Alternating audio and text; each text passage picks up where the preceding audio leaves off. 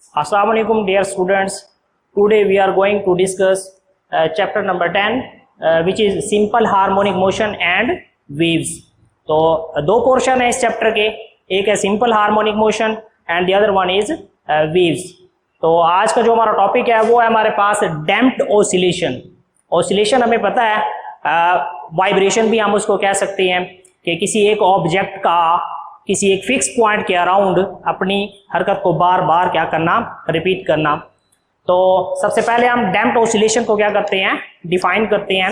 The oscillation of a system in the presence of some resistive force, कि resistive force की मौजूदगी में किसी एक ऑब्जेक्ट का क्या करना, ऑसिलेट करना या वाइब्रेट करना। इसकी एग्जांपल हमारे पास है स्विंग, झूला। वो हवा जो है उसके लिए एक हमारे पास रेजिस्टिव फोर्स है जो कि उसकी मोशन को अगेन एंड अगेन क्या करती है, डिक्रीज करती है, और with the passage of time उसकी मोशन डिक्रीज होती जाती है।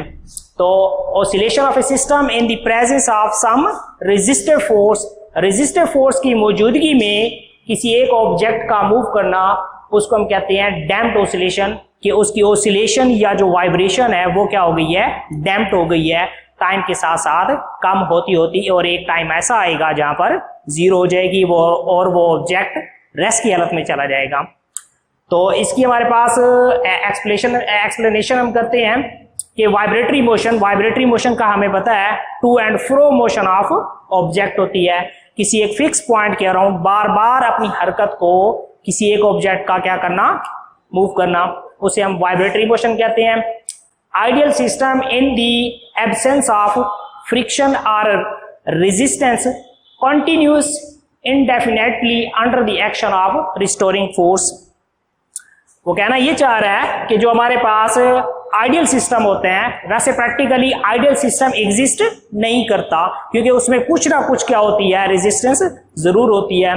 तो वो इनडेफिनेटली ला इंतहा तक, मतलब अगर रेजिस्टिव फोर्स ना हो हमारे पास या फ्रिक्शन हमारे पास ना हो तो वो ऑब्जेक्ट क्या करेगा, मूव करता रहेगा रिस्टोरिंग फोर्स की मौजूदगी में। कि हमारे पास जो स्विंग है, झूला है, अगर उसमें हवा मुदाखलत ना करे तो वो ऑसिलेट करता रहेगा, मूव करता रहेगा, कभी भी वो नहीं रुकेगा। लेकिन ऐसा प्रैक्टिकली एग्जिस्ट नहीं करता। Practically in all system the force of friction retards motion. Retards का मतलब होता है रोकना, मुखालफत करना। कि प्रैक्टिकली तमाम सिस्टम में फोर्स ऑफ फ्रिक्शन उस ऑब्जेक्ट की मोशन को रिटार्ड्स करती है। अब फ्रिक्शन रगड़ की फोर्स की वजह से उस ऑब्जेक्ट की जो मोशन होती है वो डिक्रीज होती है, कम होती जाती है। So the system do not oscillate indefinitely. तो वो ऑब्जेक्ट, वो सिस्टम ला इंतहा तक कभी भी मूव नहीं करेगा, मोशन नहीं करेगा। Friction reduces the mechanical energy of the system as time passes। जैसे जैसे वक्त गुजरता जाता है तो उस सिस्टम की जो मैकेनिकल एनर्जी होती है वो रिड्यूस होती जाती है, कम होती जाती है। किसकी वजह से? फ्रिक्शन की वजह से, रगड़ की फोर्स की वजह से उस ऑब्जेक्ट की जो मैकेनिकल एनर्जी होती है वो डिक्रीज होती जाती है। reduces the mechanical energy of system as time passes and the motion is said to be damped। और उसकी मोशन हम कहते हैं कि वो डैम्प्ड हो गई है। It reduces the amplitude of vibration। कि वो ऑब्जेक्ट जो ऑसिलेट कर रहा है या वाइब्रेट कर रहा है उसका एम्पलीट्यूड हर लम्हे कम होता जाएगा। जैसे एक स्विंग है, हम फर्स्ट टाइम उसको क्या करते हैं, फोर्स देते हैं तो वो एक खास डिस्प्लेसमेंट कवर करता है, और वो मीन पोजीशन से जो खास डिस्प्लेसमेंट होता है वो उसका एम्पलीट्यूड होता है। अब वो एम्पलीट्यूड एक बार फोर्स देने के बाद जैसे ही हम उसको रिलीज करेंगे तो सेकेंड टाइम जब वो अपनी एक्सट्रीम पोजीशन के ऊपर जाएगा तो पहले वाली पोजीशन तक नहीं पहुंच सकेगा, बल्कि उससे कम डिस्प्लेसमेंट के ऊपर। क्यों? क्योंकि अब फ्रिक्शन की मौजूदगी में वो ऑब्जेक्ट वहां तक नहीं पहुंच सका। हर लम्हे उसका एम्पलीट्यूड कम होता होता एक टाइम आएगा कि वो रेस्ट की हालत में चला जाएगा। तो ये हमारे पास है, ग्राफिकली हम इसको रिप्रेजेंट करते हैं डैम्प्ड मोशन को। ये हमारे पास पॉजिटिव है, ये हमारे पास नेगेटिव। एक्स एक्सिस हमने और वाई एक्सिस प्लेन के लिए हमने क्या किया है, ड्रा किया है। हॉरिजॉन्टल एक्सिस के ऊपर हमने टाइम लिया है और वर्टिकल एक्सिस के ऊपर हमने डिस्प्लेसमेंट लिया है। तो स्टार्ट में जब एक ऑब्जेक्ट उसने मूव किया तो उसका मैक्सिमम डिस्प्लेसमेंट था, ये maximum in terms of positive, ये maximum in terms of negative. तो मैक्सिमम डिस्प्लेसमेंट के लिए उसका एम्पलीट्यूड जो है मेन पोजीशन से एम्पलीट्यूड भी मैक्सिमम है। अब जैसे जैसे टाइम गुजर रहा है वैसे वैसे उसका एम्पलीट्यूड कम हो रहा है। एम्पलीट्यूड कम होता होता एक टाइम आएगा कि वो 0 हो जाएगा। ये पोजीशन डिक्लेयर कर रही है यहां पर कि वो ऑब्जेक्ट रेस्ट की हालत में आ गया है जैसे जैसे टाइम गुजरता गया है ड्यू टू फ्रिक्शन और रेजिस्टिव फोर्स। इसकी प्रैक्टिकल लाइफ में हमारे पास एप्लीकेशन क्या है डैम्प्ड ऑसिलेशन की, उसमें हमारे पास है शॉक एब्जॉर्बर्स इन ऑटोमोबाइल्स।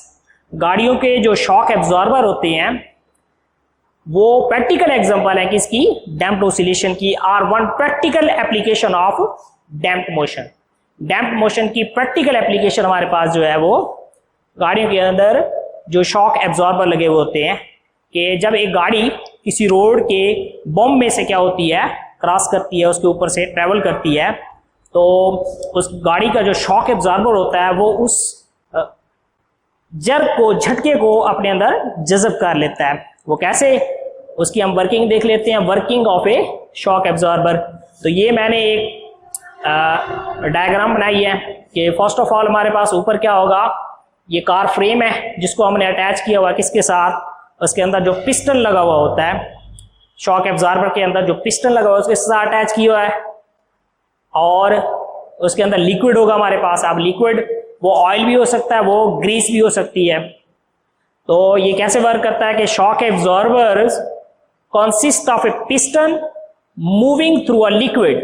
अब इस लिक्विड में से ये पिस्टन क्या करता है, मूव करता है। कब मूव करेगा कि जैसे ही जो कार है ऑटोमोबाइल्स वो रोड बम में से पास आउट होगा तो उसको जो जर्क लगेगा, जो झटका लगेगा, उससे उसका पिस्टन उस लिक्विड के अंदर अप एंड डाउन क्या करेगा, मूव करेगा। मीन मैकेनिकल एनर्जी होगी। अब मैकेनिकल एनर्जी उसकी इस लिक्विड के अंदर हीट में कन्वर्ट हो जाएगी। जब मैकेनिकल एनर्जी हीट में कन्वर्ट हो जाएगी तो वो उस शॉक को एब्जॉर्ब कर लेगा through the liquid such as oil. The upper part of the liquid shock absorber is firmly attached to the body of car। तो उसका जो अपर पार्ट है वो उसके साथ क्या किया हुआ है, अटैच किया हुआ है मजबूती के साथ, firmly मजबूती के साथ क्या किया हुआ है, अटैच किया हुआ है। और ये लास्ट में जो हमारे पास होगा ये कार का क्या होगा, एक्सल होगा, जिससे उसकी जो वाइब्रेशन है वो डिक्रीज हो जाएगी जैसे ही कार उस रोड बम में से पास आउट होगी। तो इससे होगा क्या कि जो ड्राइवर होता है या जो पैसेंजर्स होते हैं वो सेव रहते हैं, वो शॉक जो होता है वो एब्जॉर्ब होता है गाड़ी के अंदर। और अगर ये इसी तरह से शॉक एब्जॉर्बर्स अगर व्हीकल्स की खराब हो, सही तरीके से काम ना कर रही हो, तो उससे क्या होता है, जर्क, झटका वगैरह जो है वो ड्राइवर को लगता है, जिससे जो है वो गाड़ी अनसेव हो जाती है। तो प्रैक्टिकल लाइफ में इसकी बहुत इंपॉर्टेंस है हमारे पास डैम्प्ड ऑसिलेशन की।